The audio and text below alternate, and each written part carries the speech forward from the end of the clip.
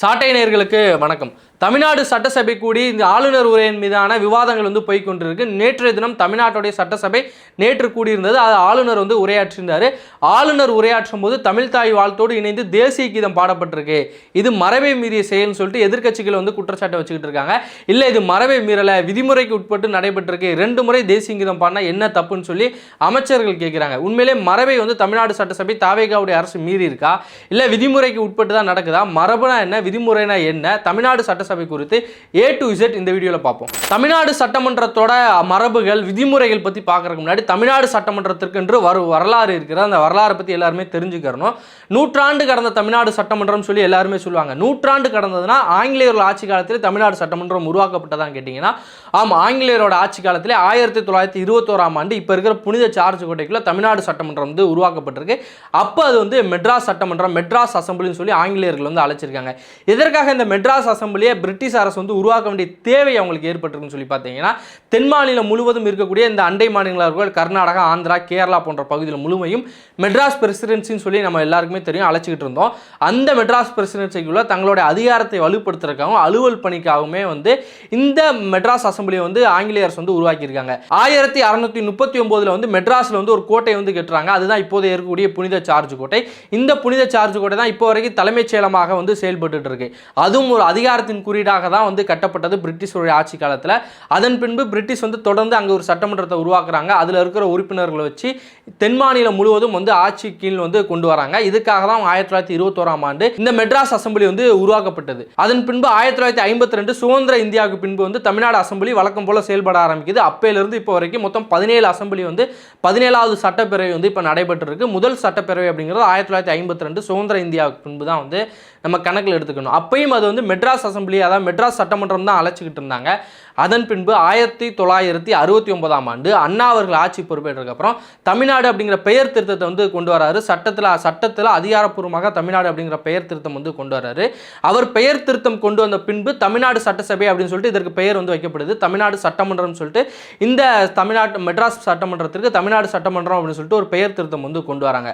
அதன் பின்பு இப்போ வரைக்கும் பல முக்கியமான சட்டங்கள் ஏற்றப்பட்டிருக்கு. பல விவாதங்கள் நடைபெற்றிருக்கு. தமிழ்நாட்டில் ஏன் குறிப்பாக இந்தியாவிலே நிறைவேற்ற முடியாத பல சட்டங்கள் தமிழ்நாடு சட்டசபையில் நிறைவேற்றப்பட்டிருக்கு.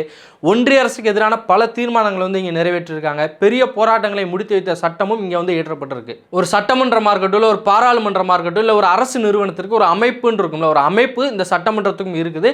இந்த அமைப்போட தலைவராக அவைத்தலைவர் அவர்கள் செயல்படுறாரு. இந்த அவைத்தலைவர் தான் இந்த சட்டமன்றத்தில் உச்சபட்ச அதிகாரம் பொருந்தியதாக கருதப்படுகிறது. ஏன்னா அவருக்கு தான் யார் பேசணும், எப்போ பேசணும், என்ன தீர்மானம் எப்போ நிறைவேற்றப்படணும், எதற்காக இந்த தீர்மானம் நிறைவேற்றப்படுது, ஒரு உறுப்பினர் என்ன கேள்வி எழுப்பணும், கேள்விக்கு அந்த கேள்வியை அனுமதிக்கிறது, கேள்விக்கு யாரை பதில் சொல்ல வைக்கணும்னு சொல்லிட்டு எல்லா அதிகாரமும் அந்த அவைத்தலைவருக்கு தான் இருக்குது. அவைத்தலைவர் எப்படி தேர்ந்தெடுக்கப்படுறாருன்னு சொல்லிட்டு நம்ம பெரும்பான்மை எல்லாத்துக்குமே தெரிஞ்சிருக்கும். எந்த ஒரு கட்சி பெரும்பான்மை பெற்றிருக்கோ அவங்க அவைத்தலைவர் தேர்ந்தெடுப்பாங்க. சில நேரங்களில் எதிர்க்கட்சியும் ஆளுங்கட்சியும் சேர்ந்தே கூட அவைத்தலைவரை தேர்ந்தெடுக்கலாம். அதற்கான உரிமை 2 கட்சிகளுக்குமே கொடுக்கப்பட்டிருக்கு. எப்பயுமே ஒரு அவைத்தலைவருக்கு எதிராக இன்னொருத்தரை போட்டியாளராக நிறுத்த மாட்டாங்க. ஏன்னா எதிர்க்கட்சி ஆளுங்கட்சி பெரும்பான்மை வச்சிருப்பாங்க. அதனால அவர் அவைத்தலைவராக தேர்ந்தெடுக்கப்படுறார். அப்படிதான் இப்போ ஜேசிடி பிரபாகர் அவர்கள் அவைத்தலைவராக செயல்பட்டு இருக்காரு. அவரோட அதிகாரம் அப்படிங்கிறது அவர் ஒருவேளை லீவ் போட்டாவோ இல்லை அவர் இல்லாத போது துணைத் தலைவர் அவர்கள் அந்த அவையை வழி நடத்துவார். அதற்காக துணைத் தலைவர் பதவி ஒன்று இருக்கும். அதுக்கப்புறம் அவை செயலாளர்னு ஒருத்தர் இருப்பார். அவர் அரசு துறை சார்ந்தவங்க. இவங்க எல்லாருமே மக்களால் தேர்ந்தெடுக்கப்படுறவங்க ஒரு பக்கம், அதுக்கப்புறம் அரசு துறை சார்ந்த ஒருத்தவங்க 2 பக்கமே அவையில் இருப்பாங்க. துணைத் தலைவருக்கு பின்பு அப்புறம் முதல்வர் இருப்பார். அதுக்கப்புறம் எதிர்க்கட்சி தலைவர் இருப்பார். அதுக்கப்புறம் அவை முன்னோர்னு சொல்லிட்டு ஒரு வாக்கியம் நம்ம அடிக்கடி அவை முன்னோர் இப்போ பேசுவார் அப்படின்னு சொல்லிட்டு சபாநாயகர் அவர்கள் பேசுறதெல்லாம் நம்ம கேட்டிருப்போம். அந்த அவை முன்னோர் என்னன்னு சொல்லி பார்த்தீங்கன்னா, அதிக முறை வெற்றி பெற்று சட்டமன்றத்தில் நீண்ட காலமாக உறுப்பினராக இருக்கிறவங்கள அவை முன்னோர்னு சொல்லி அழைப்பாங்க. இந்த மாதிரி துரைமுருகன் அவர்களாக இருக்கட்டும், இல்லை பல பேரை அவை முன்னோர் அழைக்கிறத நம்ம கடந்த காலங்களையும் பார்த்துருப்போம். இப்போயும் கூட நம்ம பார்த்துக்கிட்டு இருக்கிறோம். அதன் பின்பு எதிர்க்கட்சி தலைவர் ஒரு எதிர்க்கட்சி உறுப்பினர்களோட தலைவராக அவர் செயல்படுவார். எந்த நேரத்தில் எந்த கேள்வி எழுப்ப வேண்டும், எந்த பிரச்சனை எந்த குறித்து முக்கியமான தீர்மானங்களை நிறைவேற்ற வேண்டும், அரசுக்கு எதிரான தீர்மானங்களை நிறைவேற்ற போன்ற வேலைகளை எதிர்க்கட்சி தலைவர் அவர்கள் வந்து செய்யணும். அதன் பின்பு அரசோட கொறடா இருப்பார், அதுக்கப்புறம் எதிர்க்கட்சிகளோட கொறடா இருப்பார், இப்படி போவாங்க. அதன் பின்பு எல்லா உறுப்பினரும் முக்கிய உறுப்பினர்கள் சேர்ந்து அவை அலுவல் குழு அப்படின்னு சொல்லிட்டு ஒரு குழு இருக்கும். அந்த குழு தான் எப்பப்போ சட்டசபை வந்து கூட்டத்தை வந்து கூட்ட வேண்டும். ஒருவேளை வந்து சபாநாயகர் அவர்கள் வந்து இப்போ இந்த சட்டசபை கூடுதுன்னு சொன்னால் கூட எந்தெந்த மானிய விவாதங்கள் வந்து நம்ம வந்து பேச போகிறோம் அப்படின்னு சொல்லிட்டு அந்த குழு வந்து கலந்து ஆலோசித்து வந்து முடிவுகள் வந்து அறிவிப்பாங்க. அந்த மாதிரி தான் இப்போ வந்து முடிவுகள் அறிவிக்கப்பட்டிருக்கு. இப்போ வந்து இன்றைய தினம் வந்து மேகதாது பிரச்சனை குறித்து தீர்மானம் வந்து நிறைவேற்றப்பட்டிருக்கு. அதன் பின்பு முக்கிய நபர்கள் இறந்து போனவங்களுக்கு வந்து இரங்கல் தீர்மானம் இருக்குது. அதன் பின்பு ஆளுநர் உரையின் மீதான விவாதம் இருக்குது. என்னன்னைக்கு சட்டசபை வந்து நடைபெறணும், எவ்வளோ நேரம் நடைபெறணும்னு சொல்லிட்டு கூட அந்த அலுவல் குழு வந்து தீர்மானிக்கும். அவங்க ஒரு அட்வைசரி போர்டாக வந்து சட்டசபையில் வந்து செயல்படுவாங்க. தமிழ்நாட்டிலே அதிக அதிகாரம் பொருந்தியது அப்படின்னு சொல்லி பார்த்தீங்கன்னா அந்த சட்டமன்றம் தான் சொல்லலாம். ஏன்னா 234 தொகுதியில் இருக்கக்கூடிய மக்களும் தங்களோட பிரதிநிதி ஒருவர் வந்து தேர்வு செஞ்சு அந்த அவைக்கு வந்து அனுப்பியிருப்பாங்க. அவங்க அந்த தொகுதி சார்ந்து இருக்கிற பிரச்சனையை அங்கே வந்து பேசி அதற்கான தீர்வுகளை எட்டுவாங்க. அப்படி ஒரு அதிகாரம் பொருந்திய ஒரு சபையாக இந்த சட்டசபை வந்து தொடர்ந்து வந்து செயல்பட்டு இருக்கு. அப்படிப்பட்ட சட்டசபைக்குன்னு சொல்லிட்டு பல அதிகாரங்கள் இருக்கு. அதில் ஒரு சில முக்கியமான அதிகாரம் அப்படிங்கிறது அந்த சட்டமன்றம் ஒரு மாநிலத்தை வந்து நிர்வாகத்தை தீர்மானிக்க வேண்டிய பொறுப்பு அந்த சட்டமன்றத்தோட கையில் இருக்குது. அது மட்டும் இல்லாமல் எந்தெந்த நேரத்தில் எந்தெந்த தீர்மானங்களை வந்து நிறைவேற்ற வேண்டும் அப்படின்னு சொல்லிட்டு அந்த அவைக்கு வந்து ஒரு பொறுப்பு இருக்குது. அது மட்டும் இல்லாமல் சட்டம் இயற்றக்கூடிய அதிகாரம் அந்த சட்டசபைக்கு வந்து இருக்குது. ஒரு சட்டம் வந்து நிறைவேற்றப்படணும், இல்லை ஒரு சட்டத்தின் மீது வந்து நிறைவேற்றக்கூடாது அப்படிங்கிறத அந்த சட்டசபை தான் வந்து தீர்மானிக்குது. இது வந்து நம்ம காலங்காலமாக பார்த்துட்டு இருக்கோம். முக்கியமான சட்டங்கள், பல சட்டங்கள் அங்கே வந்து நிறைவேற்றப்பட்டு அது வந்து அமலுக்கு வரும். இந்த மாதிரி சட்டமேற்ற அதிகாரம் இருக்குது. குறிப்பாக கல்வியிலையாக இருக்கட்டும், இல்லை வந்து காவல்துறையில் இருக்கட்டும், இல்லாட்ட உள்ளாட்சி நிர்வாகத்தில், வேளாண்மையில், சுகாதாரத்தில் சொல்லிட்டு முக்கிய துறைகளில் இருக்கக்கூடிய சட்டங்களை ஏற்ற அதிகாரம் பொருந்தியது சட்டசபை தான். என்னப்பா போகிற போக்கில் கல்வின்னு சொல்லிட்டு போறிய, கல்வி தான் வந்து மத்திய பட்டியல் இருக்குல்ல, அதனால நீட் விலக்கு மசோதாலாம் நம்மளால் வாங்க முடியல, நீட் விலக்கு வந்து நம்மளால் பெற முடியல, ஒருவேளை மாநில பட்டியலில் இருந்துச்சுன்னா நம்ம வந்து நீட்டில் விலக்க பெற்றிருக்கலாம்ல அப்படின்னு சொல்லி நீங்கள் கேட்கலாம். கல்வி அப்படிங்கிறது கன்கரண்ட் லிஸ்ட்டில் இருக்குது. கன்கரண்ட் லிஸ்ட் அப்படிங்கிறது மாநில அரசும் மத்திய அரசும் சேர்ந்து எந்த ஒரு சட்டத்தையும் நிறைவேற்றக்கூடிய அதிகாரம் பெற்றிருக்கிற ஒரு லிஸ்ட்டு தான் இந்த லிஸ்ட்டு. இந்த லிஸ்ட்டில் கல்வி அப்படிங்கிற துறை வந்து இந்த கன்கரண்ட் லிஸ்ட்டில் இருக்குது. அதனால மத்திய அரசோ மாநில அரசோ தங்களோட போதுமான அதிகாரத்தை பயன்படுத்தி அந்த துறையில் வந்து சட்டங்களை நிறைவேற்றிக் கொள்ளலாம். தமிழ்நாடு தங்களுக்கு தேவையான முக்கியமான சில சட்டங்களை இந்த கல்வியில் வந்து நிறைவேற்றிக் கொள்ளலாம். ஆனால் இந்த மாதிரி இந்தியா சார்ந்து இருக்கக்கூடிய நீட் தேர்வாக இருக்கட்டும், இல்லை ஜேஇ தேர்வாக இருக்கட்டும் போன்ற தேர்வுகளில் தமிழ்நாடு அரசு தீர்மானம் தான் நிறைவேற்ற முடியுமே தவிர சட்டங்களை வந்து நிறைவேற்ற முடியாது. எப்படி ஒரு சட்டம் ஏற்றப்படுது அப்படின்னு சொல்லி பார்த்தீங்கன்னா, தமிழ்நாடு அரசு சார்பில் ஒரு சட்ட முன்வடிவு, அதாவது ஒரு பில் வந்து பாஸ் பண்ணுவாங்க. அதன் பின்பு அதன் மீதான விவாதங்கள் வந்து நடைபெறும். விவாதங்களில் எதிர்க்கட்சியாக இருக்கட்டும், அந்த அவையோட உறுப்பினர்களாக இருக்கட்டும், அவங்க இந்தந்த திருத்தங்களை அதில் கொண்டு வரலான்னு சொன்னால், ஒருவேளை அரசுக்கு அது ஏற்புடையதாக இருந்தால் அந்த திருத்தங்களை கொண்டு வந்து அதன் பின்பு அது வந்து சட்டமாக ஏற்றப்பட்டு அது வந்து ஆளுநருக்கு வந்து அனுப்பப்படும். ஆளுநர் அதற்கு ஒப்புதல் கொடுத்தா அது வந்து அமலுக்கு வரும். ஒருவேளை ஆளுநர் ஒப்புதல் கொடுக்காட்டா அது வந்து அமலுக்கு வராது. இந்த மாதிரி தான் தமிழ்நாடு சார்ந்து பல சட்டங்கள் இன்னும் ஆளுநர் மாளிகையில் வந்து தூங்கி கொண்டு இருக்குது. அது உண்மையிலே நமக்கு தெரியும். ஒரு ஆளுநர் அதுக்கு வந்து ஒப்புதல் கொடுக்க விரும்பலைன்னா அவர் வந்து அதை நேராக குடியரசுத் தலைவருக்கு வந்து அனுப்பி வச்சுருவாரு. எனக்கு இது ஒப்புதல் கொடுக்க விருப்பம் இல்லை, இல்லை என்னால் ஒப்புதல் கொடுக்க முடியல, என்னோட அதிகாரத்துக்கு கீழே வரல, இதை நீங்கள் பாருங்கன்னு சொல்லிட்டு அங்கே அனுப்பி வச்சுருவாரு. இந்த மாதிரி பல பிரச்சனைகள், தமிழ்நாடு சார்ந்த பிரச்சனைகள் வந்து இன்னும் அங்கே வந்து ஆளுநர் மாளிகையிலையோ இல்லை குடியரசு மாளிகையிலையோ அந்த ரேக்கில் வந்து தூங்கிட்டு இருக்கு. அது எந்த அரசு வந்தாலும் அந்த சட்டத்தை வந்து தீர்மானமாக இல்லை ஒரு பில்லை வந்து பாஸ் பண்ணி கொடுத்தா கூட முடிவெடுக்க வேண்டிய அதிகாரம் ஆளுநர்கிட்டையும் அதே மாதிரி வந்து குடியரசுத் தலைவர்கிட்டையும் இருக்குது. 110 விதியின் கீழே இந்த சட்டத்தை வந்து நாங்கள் இயற்றோம், 110 கீழே வந்து இந்த சட்டத்தை வந்து அறிவிக்கிறாரு, திட்டங்களை அறிவிக்கிறாரு முதல்வர் அவர்கள் அப்படின்னு சொல்லிட்டு சொல்லுவாங்க. இந்த 110 விதி அப்படின்னு சொல்லி என்ன சொல்லி பார்த்தீங்கன்னா, இந்த 110 விதி அப்படிங்கிற சட்டமன்றத்துக்காகவோ இல்லை பாராளுமன்றத்துக்காகவோ வந்து கொண்டு வரப்பட்டது. இந்த விதியில் என்னன்னா, ஒரு அவசர காலத்தில் ஒரு திட்டத்தை வந்து அறிவிக்கணும். இப்போ வந்து ஜல்லிக்கட்டு போராட்டம் நடந்து கொண்டிருந்த போது அந்த திட்டத்தை அதில் அறிவித்து உடனடியாக ஜல்லிக்கட்டுக்கு வந்து விலக்கு கொடுக்கணும்னு சொல்லி நிறைய பேர் வந்து போராட்டங்கள் வந்து நம்ம ஈடுபட்டு இருந்தோம். அந்த 110 விதியின் கீழே வந்து இந்த மாதிரி திட்டங்களை வந்து செயல்படுத்தலாம். இப்போ மகளிருக்கு உரிமை தொகையை கொடுக்கறதா இருக்கட்டும், இல்லை மாண்புமிகு மகளிர் உரிமை தொகையாக இருக்கட்டும், இல்லை பேருந்து இலவச பயணமாக இருக்கட்டும், இல்லை ஜெயலலிதா அவர்களுடைய ஆட்சி காலத்தில் இந்த நிறைய இலவசங்கள் கொடுத்தது எல்லாமே இந்த 110 விதியின் கீழே தான் கொண்டு வருவாங்க. இந்த 110 விதியின் கீழ் கொண்டு வர திட்டங்கள் மீது எந்த ஒரு விவாதமும் நடத்தப்படாது. எந்த ஒரு விவாதமே நடத்தப்படாமல் அது நேரடியாக அமலுக்கு வரும். அதற்காக இந்த 110 விதி கீழே வந்து கொண்டு வருவாங்க. இந்த 110 விதி அப்படிங்கிறது முதல்ல வந்தப்ப பல எதிர்ப்புகளை வந்து கொண்டு வந்தாங்க. ஏன்னா இந்த மாதிரி ஒரு திட்டம் வந்துச்சுன்னா எதிர்க்கட்சிகளோட எந்த ஒரு தீர்மானம் இல்லாமல், எதிர்க்கட்சிகளோட அனுமதி இல்லாமல் மக்கள் நலன் இருக்கா இல்லையான்னு சொல்லிட்டு எந்த ஒரு அடிப்படையுமே இல்லாமல் சட்டம் இயற்றப்படும், இதை வந்து உடனடியாக தடுத்து நிறுத்தணும்னு சொன்னாங்க. ஆனால் அது வந்து செயல்பாட்டில் தான் இருக்குது. அதன் பின்பு எல்லா கட்சிகளுமே அந்த 110 விதியை வந்து ஏற்றுக்கிட்டாங்க. அதை இப்போ பயன்பாட்டுக்கு கொண்டு வரணும், ஏதாவது ஒரு அவசர சட்டம்னா 110 கீழே வந்து விதிச்சுட்டு போயிடலாம்ல, எந்த பிரச்சனையும் கிடையாது அப்படின்னு சொல்லிட்டு எதிர்க்கட்சிகளும் சொல்லுவாங்க, ஆளுங்கட்சியும் அந்த விதியை வந்து விதிப்பாங்க. இந்த மாதிரி தான் இந்த இரண்டு முக்கியமான முறையில் தான் வந்து தமிழ்நாடு அரசு அதிகாரத்தை வந்து பயன்படுத்திக்கிறது. தமிழ்நாடு சட்டசபையில் புதிய சட்டங்கள் வந்து ஏற்றப்படுது. தமிழ் தமிழ்மறையா உலக பொதுமறையாக இருக்கக்கூடிய திருக்குறள் வந்து ஒரு குறள் இருக்கும். இடுப்பாரே இல்லார ஏமாற மன்னன் கெடுப்பார் இல்லைனாலும் கெடும் அப்படின்னு சொல்லிட்டு ஒரு திருக்குறள் இருக்கும். அந்த திருக்குறளுக்கு ஏற்ற மாதிரி தான் தமிழ்நாடு சட்டசபையில் குறிப்பாக ஒரு சில இது இருக்குது. அதுதான் என்னன்னு சொல்லி பார்த்தீங்கன்னா கேள்வி நேரம், அப்புறம் 0 ஹவர்ஸ் கேள்வி அப்படின்னு சொல்லிட்டு நிறைய இது இருக்குது. இந்த கேள்வி நேரம் மிக முக்கியமானதாக வந்து கருதப்படுது. இதற்காக கேள்வி நேரம் மிக முக்கியமானதாக கருதப்படுதுன்னு சொல்லி பார்த்தீங்கன்னா ஒரு தீர்மானத்தை ஒரு அரசு நிறைவேற்றுறது, இல்லை ஒரு சட்டத்தை வந்து அரசு வந்து கொண்டு வருது, இல்லை புதிய திட்டங்களை கொண்டு வராங்கன்னா இதன் மீது கேள்வி நேரத்தில் அங்கே இருக்கக்கூடிய சபை உறுப்பினர்கள் வந்து கேள்வி எழுப்பலாம். கேள்வி எழுப்பினா கட்டாயமாக அமைச்சர் வந்து அதற்கு பதில் சொல்லி ஆகணும். இதற்காக தான் இந்த கேள்வி நேரம் வந்து நடத்தப்படுது. இப்போ நாளைய தினம் ஒரு சட்டத்தை வந்து தமிழ்நாடு அரசு இயற்றப்படுதுன்னா முன்னாடியே வந்து சொல்லிடுவாங்க, இந்த மாதிரி நாளைய தினம் இந்த சட்டம் இயற்றப்படுறதுக்கான வாய்ப்புகள் இருக்குது அப்படின்னு சொல்லிட்டு. உடனே இங்கே எதிர்க்கட்சிகளாக இருக்கக்கூடிய எதிர்க்கட்சி தலைவர்களாக இருக்கட்டும், இல்லை எதிர்க்கட்சி உறுப்பினர்கள் சபாநாயகர்கிட்ட போய் இந்த கேள்வி நான் வந்து கேட்க போகிறேன், இந்த அமைச்சர் குறித்து இந்த கேள்வி நான் வந்து கேட்க போகிறேன், இந்த துறையில் இந்த இடத்துல என்னுடைய தொகுதியில் பிரச்சனை இருக்குது, இதற்கான கேள்வியை நான் எழுப்பணும்னு சொல்லிட்டு அவங்க போய் கேட்பாங்க. அதற்கு சபாநாயகர் வந்து ஒப்புதல் கொடுக்கணும். சபாநாயகர்கிட்ட நேரடியாக போய் கேட்பாங்களான்னு கேட்டிங்கன்னா கிடையாது. அங்கே இருப்பார்ல சட்டமன்ற செயலாளர்னு ஒருத்தர் இருப்பார், சபாநாயகர் கீழே வந்து ஒருத்தர் வந்து உட்காந்துருப்பார்ல, அவர்கிட்ட போய் கேள்வி வந்து கொடுக்கணும். அவர் அதை வந்து சபாநாயகர்கிட்ட காமிச்சு இந்த கேள்விக்கான ஒப்புதல் வந்து கொடுக்கப்பட்டு அது பட்டியலிடப்பட்டு அவங்களோட நேரம் வரும்போது இந்த கேள்வி வந்து கேட்கலாம். அப்போ துணை கேள்விகளும் கேட்டுக்கொள்ளலாம். ஒரு கட்டாயமாக அதற்கு அமைச்சரோ இல்லை சபை உறுப்பினரோ இல்லை முதல்வரோ யாராக இருந்தாலும் யாரை நோக்கி அந்த கேள்வி கேட்கப்படுதோ அவங்க வந்து அதற்கு பதில் சொல்லி ஆகணும். இதுதான் அந்த கேள்வி நேரத்தில் இருக்கக்கூடிய மிக சிறப்பான ஒரு விஷயமாக கருதப்படுது. இதுதான் ஜனநாயகத்தின் குரலாக வந்து இப்போ வரைக்கும் கொஞ்சம் ஜனநாயகத்தின் குரலாக சட்டசபையில் இருக்குன்னு கேட்டிங்கன்னா அந்த கேள்வி நேரம் வந்து இருக்குது.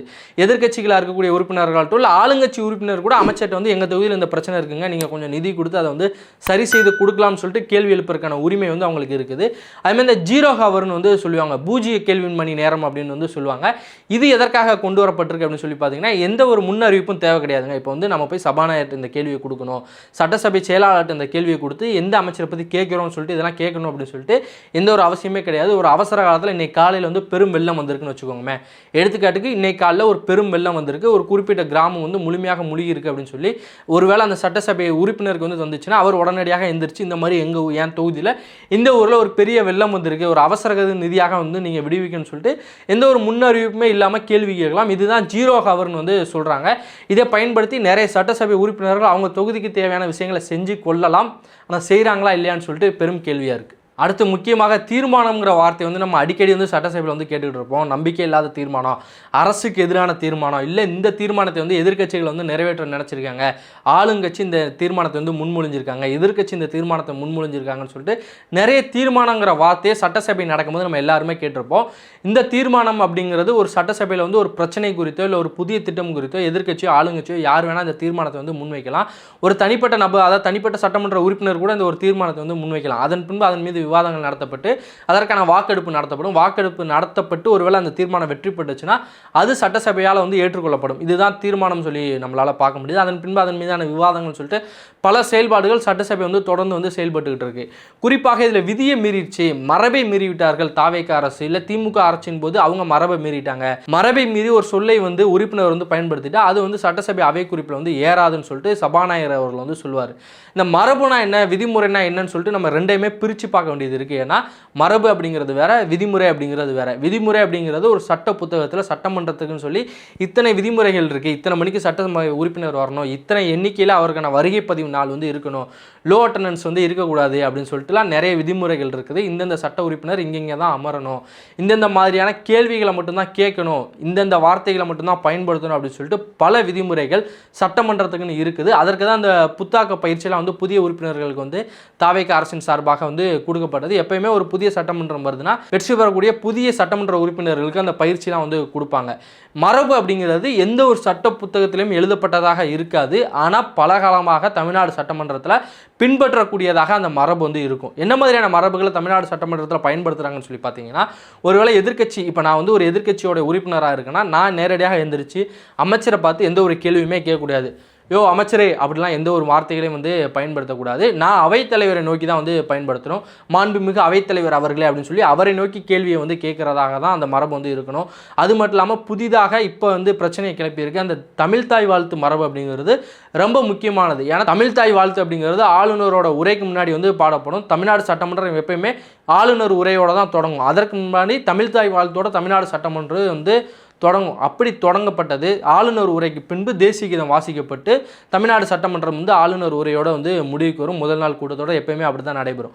ஆனால் இந்த முறை என்ன ஆச்சுன்னா தமிழ் தாய் வாழ்த்து பாடப்பட்டது, அதன் பின்பு அதனோடு சேர்த்து தேசிய கீதமும் வந்து பாடப்பட்டிருக்கு. இதுதான் மரபை மீறிடுச்சுன்னு சொல்லிட்டு தாவேகா அரசு மீது பல்வேறு குற்றச்சாட்டுகளை வந்து வச்சுட்டு வராங்க. அதற்கு தாவேகா இருக்கக்கூடிய அமைச்சர்கள் வந்து என்ன சொல்றாங்கன்னா, இல்லை மரபெல்லாம் நாங்கள் வந்து மீறலை, 2 முறை தேசிய கீதம் பண்ணால் என்ன தப்பு அப்படின்னு அவங்க வந்து ஒரு கேள்வி வைக்கிறாங்க.